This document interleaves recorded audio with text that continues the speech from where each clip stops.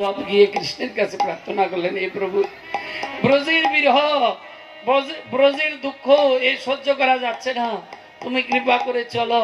তখন বলছে, উদ্ধব তুমি জানো না, আমি ভক্তির কথা মতো শ্রীধাম, আমার প্রিয় ভক্ত, তিনি বলেছিল রাধানীকে এই মত্তধামে 100 বৎসর কৃষ্ণ হারা হয়ে তুমি থাকবে, তাই আমি আজকে এই বৃন্দাবনে আমি যেতে পারছি না। আমি কথা দিলাম কিছুদিনের মধ্যে নারদের দ্বারাই আমি প্রবাস যজ্ঞ করব, সেই যজ্ঞে ব্রজবাসী নন্দ মহারাজ, রাধারানী, সখীরা সবাই আসবে, সেখানে আমার সাথে মিলন হবে, তুমি কোনো চিন্তা করো না।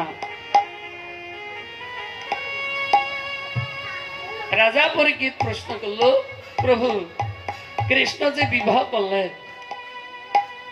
এই বিবাহ চুরি করার কারণটা কি? রুক্মিণীকে কেন বিবাহ করে চুরি করে এই বিবাহ করেছেন? ভগবান চুরি করছে, সাধারণ মানুষ কি করবে? তো বলছে, শোনো রুক্মিণী, তিনি ওই গর্গাচার্যের কথা ব্রাহ্মণের মুখে শুনেছেন, কি যে কৃষ্ণের যখন নামকরণ করেছিলেন, তিনি অগাসুর বগাসুর অনেক অসুরকে বধ করবে এবং নারায়ণের মতো শক্তিমান হবে, তাকে দর্শনে জগৎজীব উদ্ধার হয়ে যাবে, অনেক কিছু বর্ণনা করেছিলেন। ওই ব্রাহ্মণ কৃষ্ণের গুণগান কীর্তন করেছিলেন, সেই কীর্তন শুনে আজকে রুক্মিণী তিনি মন প্রাণ দিয়ে কৃষ্ণকে ভালোবেসেছেন। বলছেন, যদি কৃষ্ণ আমার পতি হয়, কৃষ্ণ আমার পতি হয়, প্রতিদিন দেবী মন্দিরে যায়, একই প্রার্থনা, যাকে প্রণাম করে একই প্রার্থনা। এখন সেই দিন এসে উপস্থিত হচ্ছে কি, আজকে রুক্মিণীর সাথে বিবাহ ঠিক হলো, শিশুপালের সাথে রুক্মিণীর বিবাহ হবে। রুক্মিণীর দাদাই প্রস্তাব দিয়েছেন এবং বিবাহ ঠিক হয়েছে। আর রুক্মিণী তার পিতা মাতার কাছে প্রার্থনা করেছিলেন, দেখো মা, দেখো বাবা, আমার ইচ্ছা, আমি ব্রাহ্মণের মুখে শুনে তিনি নাকি মুনি ঋষি যোগী তার ধ্যান করে তাকে পায় না, আর তিনি নরলীলা করছেন, তাই আমার ইচ্ছা আমি তার সাথে থেকে তার সেবা করব, যদি তোমরা দয়া করো। এখন এই কথা শুনে পিতা মাতা রাজি আছে, কিন্তু তার দাদা রাজি নেই।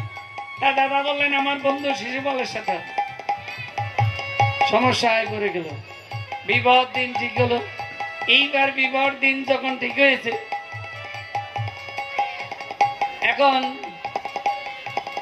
রুক্মিণী তার পতিদের কাছে প্রার্থনা করছে, তোমরা বলো কেমন ভাবে কিভাবে আমি সেই আমার প্রাণের বন্ধুকে পাই, যার চরণ আমি মন প্রাণ সঁপে দিয়েছি।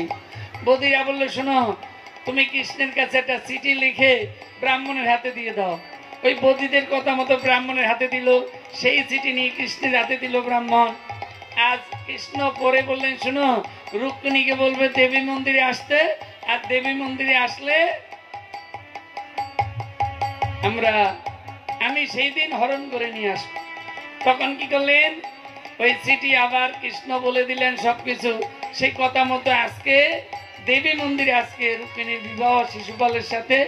এখন সকালবেলায় দেবী মন্দিরে ডালা সাজিয়ে গিয়েছেন, দেবীর কাছে প্রার্থনা করছেন। রুক্মিণী কহে করি নিবেদন, কৃষ্ণকে প্রতিরূপে যেন পাই, এখন বহু মনের আশা, মনের বাসনা, আমি কৃষ্ণকে পাবো, কৃষ্ণের চরণ সেবা করব, এই নিবেদন করি আমি তোমার অগোচরে, দেবীর কাছে প্রার্থনা করলেন।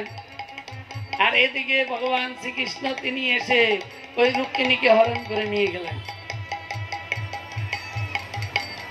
রুক্মিণীকে হরণ করে নিয়ে গেলেন। এই পথের মধ্যে বলরামের সাথে দেখা। বলরাম বলল, ভাই ইনি কে? বলে, আরে চুরি করে নিয়ে এসেছে।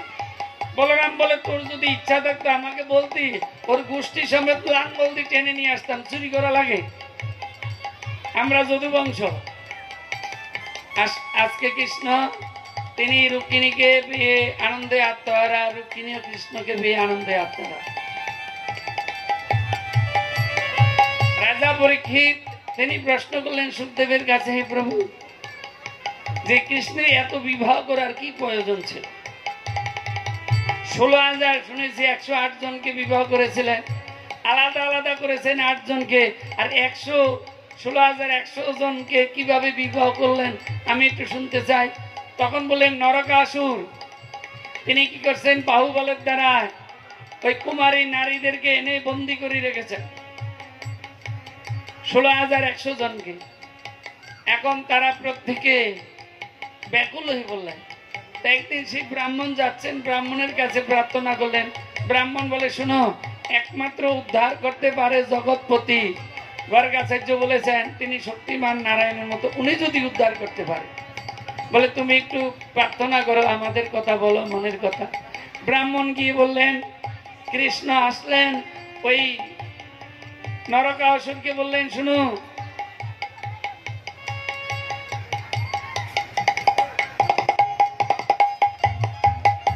সেই অসুরকে বললেন, শুনো, তুমি অবলা নারীকে, অবলা মানে যার গায়ে বল নাই, এই অবলা নারীকে এইভাবে রেখেছো অন্যায় ভাবে, তুমি ছেড়ে দাও। অসুর বললো, এসো যুদ্ধ করবে।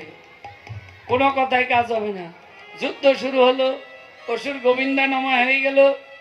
এখন এই মতো অবস্থায় আজকে প্রত্যেকটা অবলা নারী এসে কৃষ্ণের চরণে প্রার্থনা করেছেন, সবাই কাঁদছেন, আমাদের গতি কি হবে।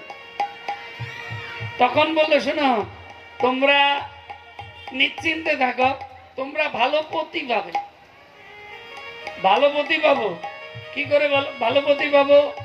তখনকার দিনে কোন নারীকে যদি কোনো পরপুরুষ স্পর্শ করে, কোনো অবলা নারীকে, বিশেষ করে কুমারীদেরকে যদি স্পর্শ করে, তাহলে তার সাথে বিবাহ হতে হবে।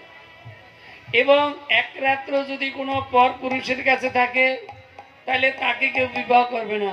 আজকে আমরা দিনের পর দিন, বৎসরের পর বৎসর এই নরকাসুরের কারাগারে আমরা ছিলাম, আমাদেরকে কেউ গ্রহণ করবে? আর তুমি বলছো কি আমরা ভালোপতি পাবো? তাহলে এটা একটা কথা হলো, আমরা কি ভালোপতি পাবো? তো প্রভু, জগতে তোমার চেয়ে ভালো আর কেউ নাই। তা আমাদের ইচ্ছা তুমি কৃপা করে আমাদেরকে গ্রহণ করো। সবার অনুরোধে, সবার মনের বাসনা, সেদিন ভগবান শ্রীকৃষ্ণ তিনি কি করলেন, তিনি বিবাহের আসর করলেন। করে এক এক মানে মণ্ডপের মধ্যে খোপ খোপ করলেন, আমরা যাকে বলি রুম করে, একই লগনে একই সময়ে ব্রাহ্মণ আলাদা আলাদা আনলেন, আর এক একজন মহিষী আর এক একজন কৃষ্ণ, এই বিবাহ শুরু হল। এই বিবাহ হয়ে গেল। সেই বিবাহ আজকে কৃষ্ণকে পেয়ে ওই 16,108 জন তারা আজকে আনন্দে আত্মহারা হয়ে বিভোর হয়ে গেলেন। তারা আজকে তারা কি করলেন, তারা আজকে কৃষ্ণের সাথে নিত্য কীর্তন ধরলেন। এই জরিকা জবাব দেই 26 পৃষ্ঠায়, এই জরিকা জবাব নেই, এই জরিকা জবাব নেই, এই জরিকা জবাব নেই, এই জরিকা জবাব নেই, এই জরিকা জবাব নেই, এই জরিকা জবাব নেই।